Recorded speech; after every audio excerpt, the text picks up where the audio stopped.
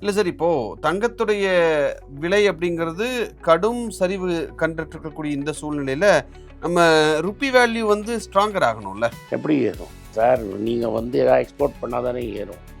இங்கேருந்து எக்ஸ்போர்ட்டே பண்ண முடியாமல் தவிக்கிறாங்கல்ல மக்கள். அப்ப நல்லாவே இறங்கறதுக்கு வாய்ப்பு இருக்கு இன்னுமே. அதாவது 17,200லேருந்து 14,500, 17,200 எவ்வளோ பேர் வாங்கியிருப்பாங்க. ஸோ 14,500 உங்களுக்கு ஒரு திரும்பி உள்ளே என்டர் ஆகிறதுக்கு ஒரு ஆப்பர்ச்சுனிட்டி கொடுக்குது. அமெரிக்கா பண்ணக்கூடிய ஜியோ பாலிடிக்ஸ் வந்து இந்த தவறான ஜியோ பாலிடிக்ஸ் தான் இதுக்கு ஒரு மிக முக்கிய காரணம், மெயினான காரணம்னு சொல்லலாமா சார்? ரெண்டாவது இந்தியாவோட வீக் பொருளாதாரம். ஆசி சொன்ன மாதிரி இந்தியாவோட பொருளாதார மேனேஜ்மெண்ட்டும் ரொம்ப வீக்காக இருக்குது. சார், இந்த தங்கம் விலை உயர்வு இந்த மாதிரியான விஷயங்கள்லாம் வந்து சைனாவுடைய, ரஷ்யாவுடைய கரன்சி எல்லாம் பாதிக்காதா? அதனால தான் அவன் பேசாமல் என்ன பண்ணுறான்னா, கோல்டு அவனா சுரண்டி சுரண்டி அவனே வச்சுக்கிறான்.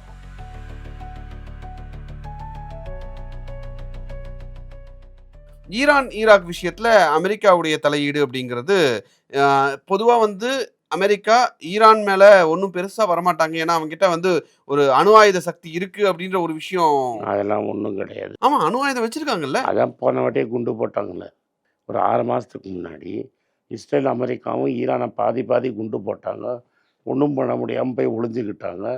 பெரிய பெரிய ஈரானியன் லீடர்ஸை மொசாது போட்டு தள்ளிடுச்சு. ஸோ ஈரானை வந்து ஒரு முன்னாடி இருந்த ஈரான் கிடையாது. அவங்க வந்து என்ன பண்ணாங்கன்னா, யமனில் அவங்க ஆளுங்களை வச்சுருந்தாங்க, லெபனனில் அவங்க ஆளை வச்சுருந்தாங்க. ஸோ கடைசியில் என்னன்னா, எங்கேயும் ஒன்றும் இல்லாமல் ஈரான் ரொம்ப வீக் ஸ்டேட்டில் இருக்குது. அதை போட்டு அடி அடி செத்தப்பாம்பு அடிக்கிற மாதிரி அடிக்கிறாங்க. ஈரானில் என்ன ப்ராப்ளம்னா, ஒரு ஹார்ட்லைன் ரெஜிம் இருக்குது. அவங்களோட ஈரானியன் ரியாலோட வேல்யூ நியர்லி 3 மாதத்தில் ஒரு 70% கீழே விழுந்துருச்சு. இன்றைக்கி 0 வேல்யூவில் இருக்குது. ஈரானோட கரன்சியை வாங்கிக்கிட்டு யாருமே மெட்டீரியல் கொடுக்க ரெடியாக இல்லை. இப்போ வெளிநாட்டிலேருந்து ஏதாவது மெட்டீரியல் ஈரானுக்குள்ளே வரணுன்னா அவங்க எந்த காசை கொடுத்தாலும் வாங்கிறதுக்கு ஆள் கிடையாது. ஈரானியன் ரியாலோட மதிப்பை 0 ஆக்கி தொலைச்சிட்டாங்க. அதனால் ஈரான்கிட்ட கரன்சியே கிடையாது. மக்கள் கொந்தளிக்கிறாங்க. ஷெல்ஃபில் சாமான் இல்லை.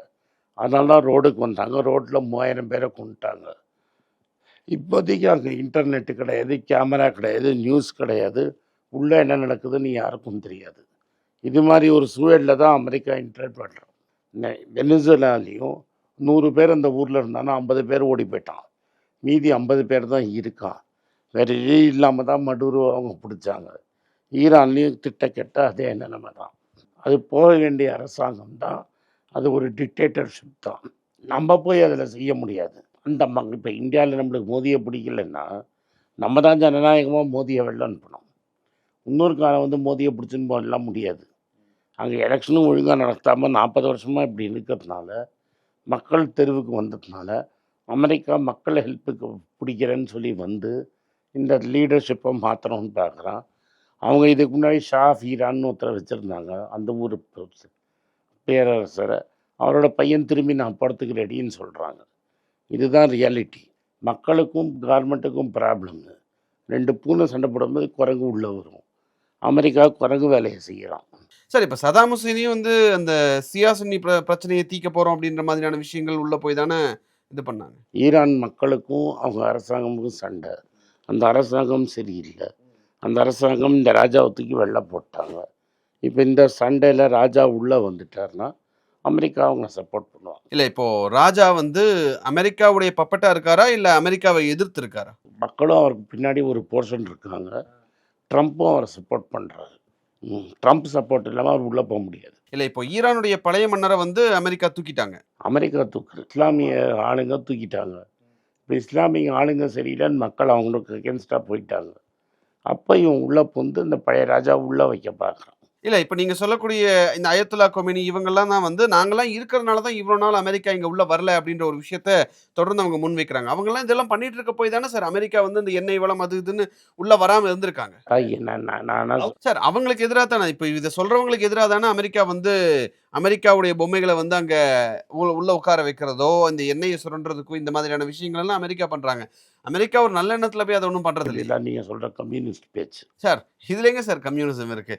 ஒரு நாட்டுக்குள்ள இன்னொருத்தன் போய் அங்க அதிகாரம் செலுத்த பார்க்குறான். இதுல என்ன கம்யூனிசம் இருக்கு? அது நான் ரைட்டுன்னு சொல்ல. பட் மக்களை நீ வந்து நம்ம அமெரிக்காலேன்னு காப்பாற்றுறேன்னு சொல்லி இருக்கிற மக்களுக்கு பிச்சைக்கார மாதிரி ரோட்டில் வச்சு சோத்து போடுறது கூட இல்லைன்னா முதல்ல நீயே காலி பண்ணுங்கிற இடத்த. அமெரிக்கா எதுக்கு வரணும்? நீ காலி பண்ணுங்கிற. உங்க மக்களுக்கு நீங்கள் சாப்பாடு போட முடியல. இப்போ ரூபாவோட கரன்சி ஜீரோன்னா நீ ஒத்துப்பியா? இன்னைக்கு 92க்கே நீ அழற. அது ரூ. 1,00,000 $1,00,000 $1 சும்மா இருப்பீங்களா நீங்கள்? இவங்க கரன்சியை வாங்கிட்டு உங்களுக்கு சோத்தே கொடுக்க மாட்டேங்கிறான்னா ஒத்துப்பீங்களா? நீங்கள் அதுக்கப்புறம் அமெரிக்கா இருந்தால் எனக்கு 3 வேளை சோறு கிடையாது, எனக்கு மருந்து கிடையாது, என் பசங்களுக்கு ஸ்கூல் கிடையாது, காலேஜ் கிடையாதுன்னா அமெரிக்கா ஆண்டா எனக்கு என்ன, இந்தியா ஆண்டா எனக்கு என்ன? சார், ஈரான் மக்கள் மேல அமெரிக்காவுக்கு என்ன பெரிய அனுதாபம் இருந்துருன்னு சொல்லுங்களேன். அங்க இருக்கக்கூடிய எண்ணெய் வளங்களை கொள்ளையடிக்கணும், அவ்வளவுதானே. வேற என்ன இருந்துற போகுது? அது அவர் அனுதாபம் கிடையாது. பட் மக்கள் ஒழுங்காக நடந்துதான். யார் சான்ஸ் கொடுக்குறாங்க? கவர்மெண்ட் தானே சான்ஸ் கொடுக்குது. இப்போ அவரை எதிர்த்து இவரை கூப்பிட்டு வச்சு பேச்சுவார்த்தை பண்ணி சரி சுமூகமாக போயிருந்தா ஏன் ஈரான் அமெரிக்கா வரான்? 2 கழகம் இருக்கிறதுனால தானே உள்ளே வரான். 2 பூனைக்கும் கழகம் இருக்கிறதுனால தானே குரங்கு உள்ளே வருது. அந்த குரங்கு உள்ளே வர்றதுக்கு காரணம் யார்? இவங்களுக்குள்ளே இருக்கிற தகராறு தான். யார் எங்கே ஆண்டா நம்மளுக்கு ஒன்றும் கிடையாது. நான் என் நாட்டை பற்றி தான் கவலை பண்ணணும். நான் தமிழ்நாட்டை யார் ஆள்றாங்க, இந்தியாவை ஆள்றாங்கன்னு தான் எனக்கு கவலை. எனக்கு அங்கே என்ன போனாலும் கவலை கிடையாது. ஆனால் கொமேனியும் நல்லவன் கிடையாது, அமெரிக்காவும் நல்லவன் கிடையாதுங்க. ஸோ மக்கள் என்ன பார்க்கணும், இந்த 2 பேரில் எது நம்மளுக்கு பெட்டர்னு பார்ப்பான். இன்னைக்கு கரன்சிக்கே வேல்யூ இல்லைங்கிறதுனால அமெரிக்கா பெட்டருங்கிறான். அமெரிக்கா வந்து ஏதாவது ரெஸ்டோர் பண்ணால் யார் ஈரான் மக்கள் நினைக்கிறாங்களா?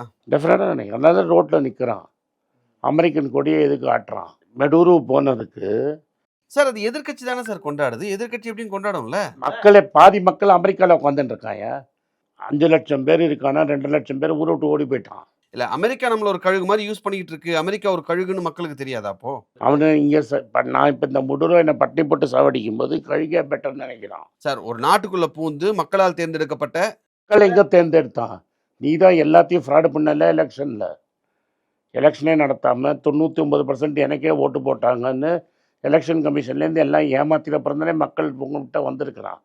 தோற்று போயிட்டு நீ இறங்கி இருந்தேன்னா அமெரிக்காவை விட தப்பு செய்யற ஒரு ஒரு நாடு இருக்கு அப்படின்னு நீங்க சொல்லிடுவீங்களா? அமெரிக்கா தப்பு செய்யுதுன்னு நீங்கள் சொல்கிறீங்கல்ல, கார்த்தால நீங்களும் நானும் போவோம்.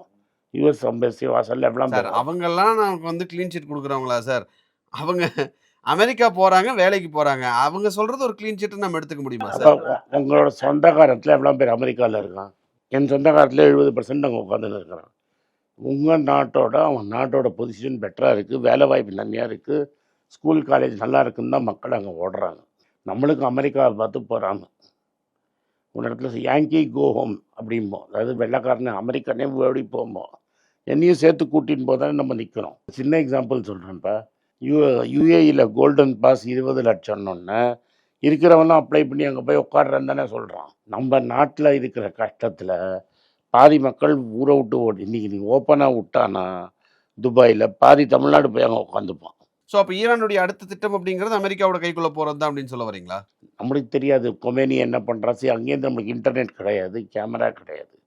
நான் என்ன சொல்கிறேன், ஒரு டிக்டேட்டர்ஷிப் இருக்குது, ஒரு வீக்னஸை இவன் எக்ஸ்ப்ளாய்ட் பண்ணுறான்னு சொல்கிறேன், அவ்வளோதான்.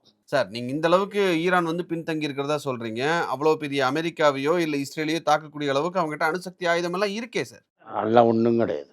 இன்றைக்கி உலகத்தில் டெக்னாலஜி இருக்கிறது 2 இடம் தான். ஒன்று சைனா, ஒன்று அமெரிக்கா. தமிழ்நாட்டில் இன்றைக்கி தகராறு நடக்குதுன்னு வைங்க, திமுக இருக்கட்டும் அதிமுக இருக்கட்டும், 3000 பேரை சுட்டா அந்த ஆட்சி இருந்துருமா? தூத்துக்குடியில் 16 பேரை சுட்டாங்க. எடப்பாடிக்கு அது என்னாச்சு? ஸோ ஈரானை வந்து அமெரிக்கா தன்னுடைய கைக்குள்ளே கொண்டு வர்றதுக்கான ஜியோ பொலிட்டிக்கல் விஷயம் என்ன அப்படிங்கிறது நீங்கள் இப்படி தான் பார்க்கணும்னு நீங்கள் சொல்ல வரீங்க. என் ஒப்பீனியன் நான் சொல்கிறேன். அதாவது அமெரிக்காவும் நல்லவன் கிடையாது, இவனும் மோசம்தான் சொல்கிறேன். ஒரு ஜனநாயகம் கிடையாது. இப்போ ஈராக்கை வந்து அமெரிக்கா ஃபுல்லாக அவங்க கட்டுப்பாட்டில் வச்சுருக்காங்களா சார்? அதுவும் கிடையாது. ஏன்னா அவன் ஆல்ரெடி வித்ட்ரா பண்ணிட்டான் எல்லாத்தையும். அவனுக்கு வேணுங்கிறது என்ன கண்ணாருங்கிறதுல எனக்கு மாற்றுக்கிறதே கிடையாது. ஆனால் நீ ரொம்ப நல்லவன் இல்லைங்கிறத நான் சொல்கிறேன். இப்போ 5 வருஷத்துக்கு ஒரு வாட்டி ஒழுங்காக எலெக்ஷன் நின்று தோற்று போயிட்டேன்னா திரும்பி வெளில போகிற தைரியம் இருக்கிறவன் தான் நிஜமான டெமோக்ரஸி. மக்கள் எனக்கு ஓட்டு போடல, இறங்கி நான் போக வேண்டியதான். Okay sir. ட்ரம்ப் வந்ததுக்கப்புறம் தொடர்ந்து இந்த ஜியோபாலிட்டிக்கல் டென்ஷன்ஸ் அப்படிங்கிறது தொடர்ந்து இன்க்ரீஸ் ஆயிட்டே இருக்கு. பல்வேறு நாடுகள்ல ஜியோபாலிட்டிக்கல் டென்ஷன் அப்படிங்கிறது கன்டினியூஸா இன்க்ரீஸ் ஆயிட்டு அதிகமாயிட்டே இருக்கிறத நம்ம தொடர்ந்து பார்க்க முடியுது. நீங்களும் தொடர்ந்து அது குறித்த விளக்கங்கள குடுத்துக்கிட்டே இருக்கீங்க. ரொம்ப நன்றி சார். நன்றி, வணக்கம். வணக்கம். குழந்தைங்களுக்காக ஒரு புஸ்தகம் லான்ச் பண்ணோம். அது ரொம்ப சக்ஸஸ்ஃபுல்லாக இருக்குது. யாருக்கெல்லாம் அந்த புஸ்தகம் வேணுமோ எங்கள் டீமுக்கு கான்டாக்ட் பண்ணுங்கள். கீழே இருக்கிற நம்பர்லேயும் வெப்சைட்லேயும் கான்டாக்ட் பண்ணிங்கன்னா உங்களுக்கு அந்த புஸ்தகத்தை நீங்கள் வாங்கிக்கலாம். மற்ற எங்கள் புஸ்தகமும் அவைலபிள். எங்கள் வெப்சைட் மூலமாகவும் வாங்கலாம். கீழே இருக்கிற வாட்ஸ்அப் நம்பர்லேயும் மெசேஜ் அனுப்பலாம். நன்றி, வணக்கம்.